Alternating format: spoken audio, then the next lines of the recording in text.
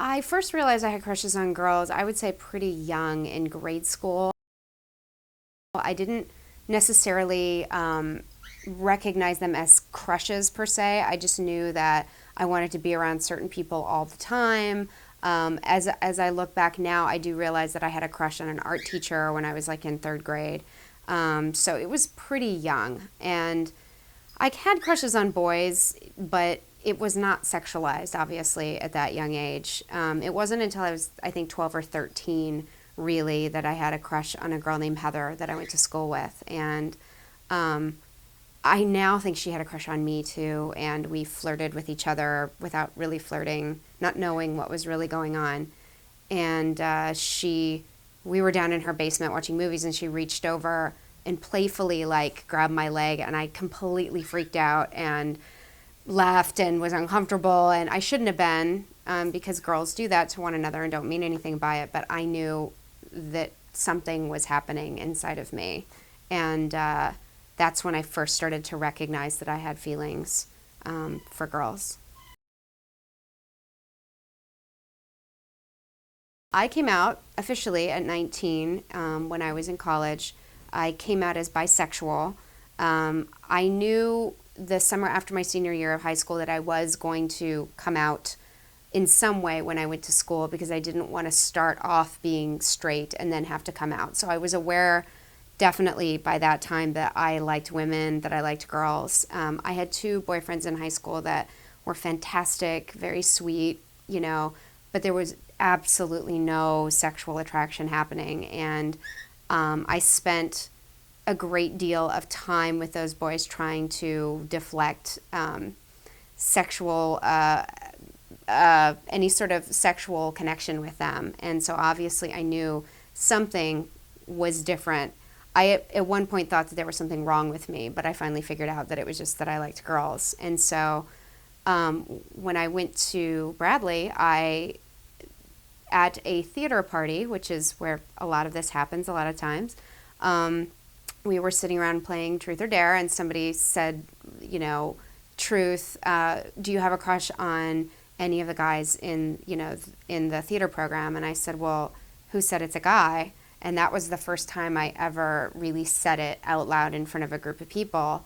And of course, I kind of said it like, but inside I was like, I can't believe I just said this. What did I just do? Oh my God. And I saw like 3 or 4 of the girls kind of perk up like, oh, really?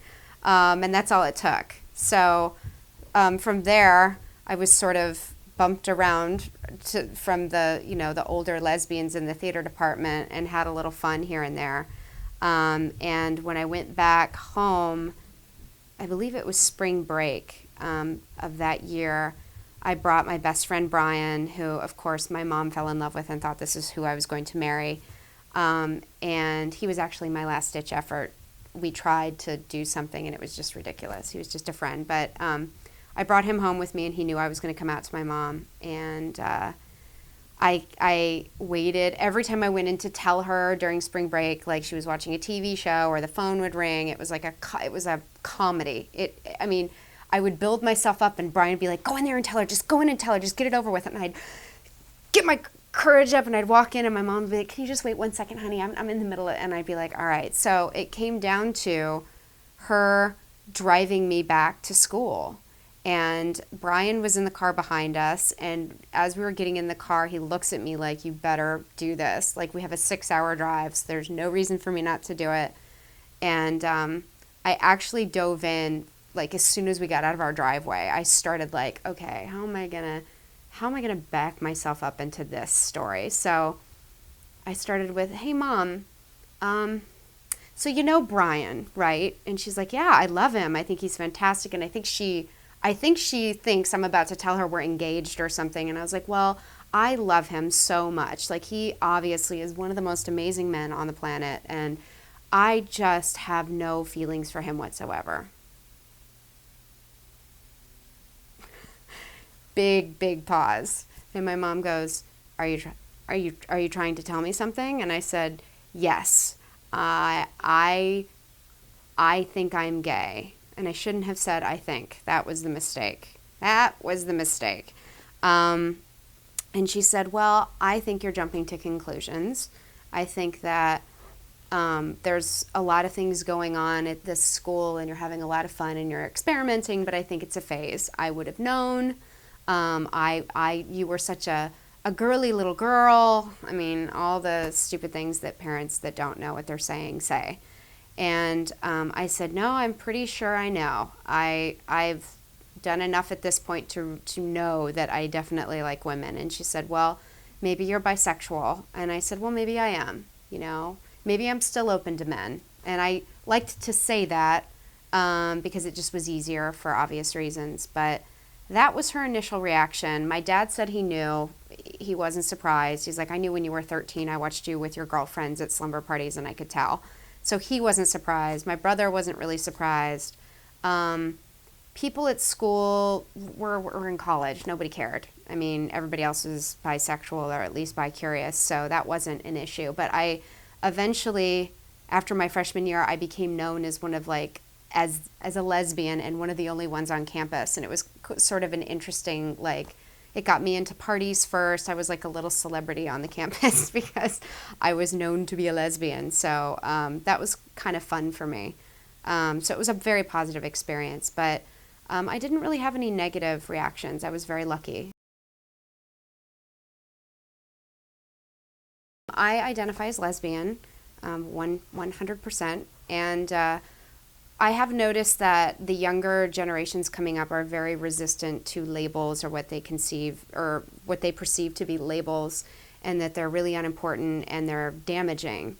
And, it's a sign of the times that the younger generation, it's great because the younger generation has a totally different attitude about sexuality and labels, and it's much more fluid, and honestly, sexual orientation seems to be becoming a non-issue with the younger generations. It's not a big deal anymore that kids are out in high school, depending on where you are. I mean, it's not true everywhere, but I happen to think that labels are important, and it's not to say that you have to constantly label yourself or to allow them to define who you are, because they shouldn't.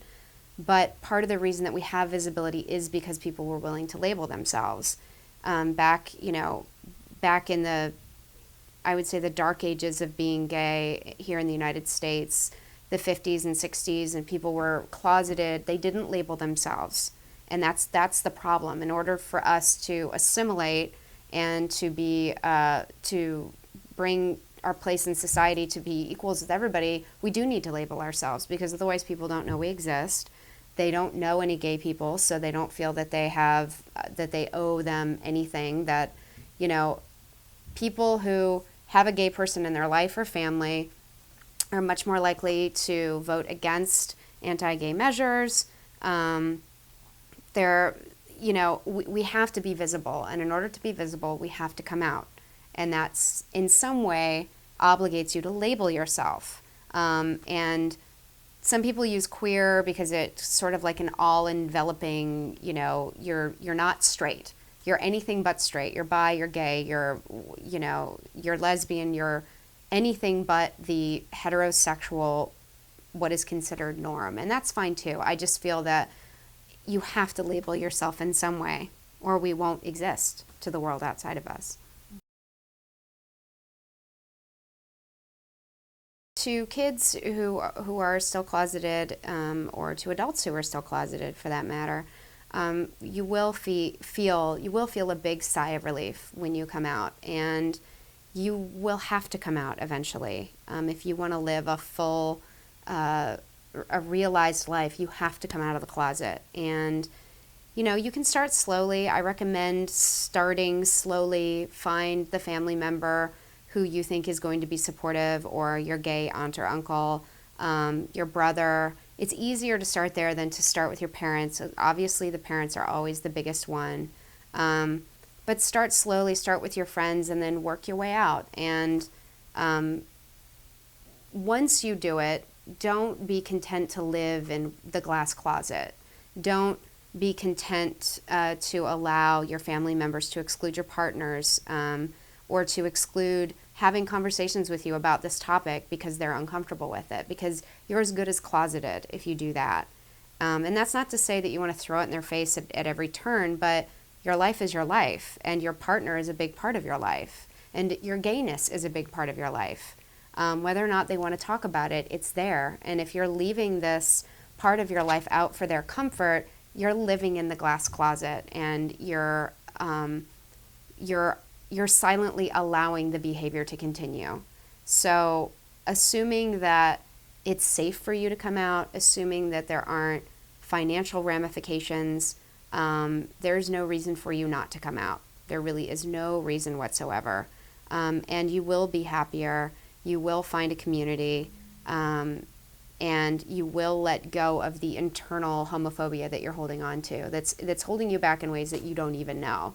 I mean, it's amazing how much it impacts your life to carry, something this profound inside of you, and to not share it. And then lying at work, lying to friends, lying to your family, keeping that all inside of you in order to protect them is not doing that. You're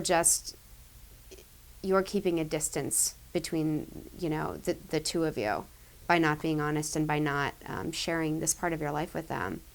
And I have found that in my own life and in, friends who've lived comfortably in the glass closet, because what's going to happen is you're going to come out and there's going to be a reaction, or not, hopefully, and then you'll probably settle comfortably into keeping it quiet and not wanting to throw it in your parents' face because you need them time to adjust, or whatever the case may be. And you will get into that place. And I was in that for, I would say, 5 years with my mother. My dad didn't have a problem, but my mom did. And I would allow her to change the subject whenever I started talking about dating, or, she wanted to avoid talking about it, thinking that it would make it go away. And all it does is create, discord in your family. And it's up to you to push the issue. They're not going to do it.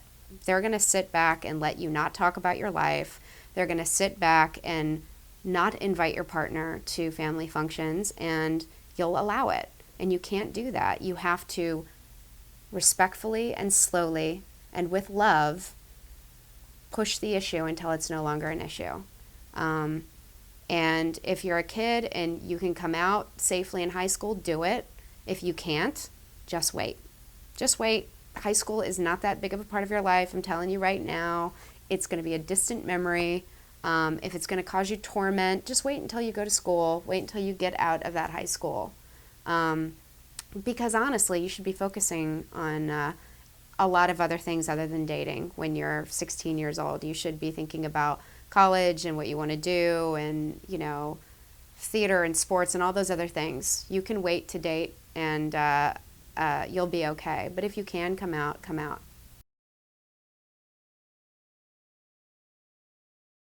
I love everything about being gay. I love that my relationship dynamics are not set in stone.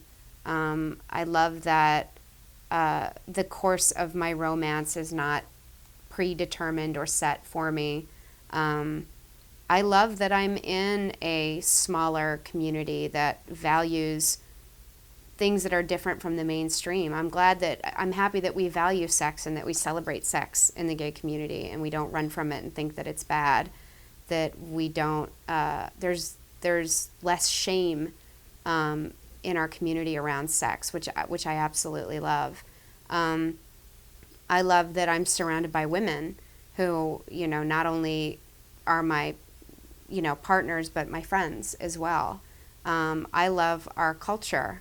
I love that we celebrate the arts and that we celebrate the, fabulousness and people who are different from us. I love that we bring everybody into our community, all the social misfits, that we welcome everybody, and that there's a celebration of differences and not a condemnation of differences. I love that we have our own special day. I love that we have parades. I love that we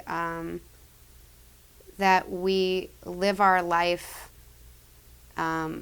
with happiness and pride, despite the fact that everyone tells us that we should be ashamed of ourselves. I wouldn't change it if I could.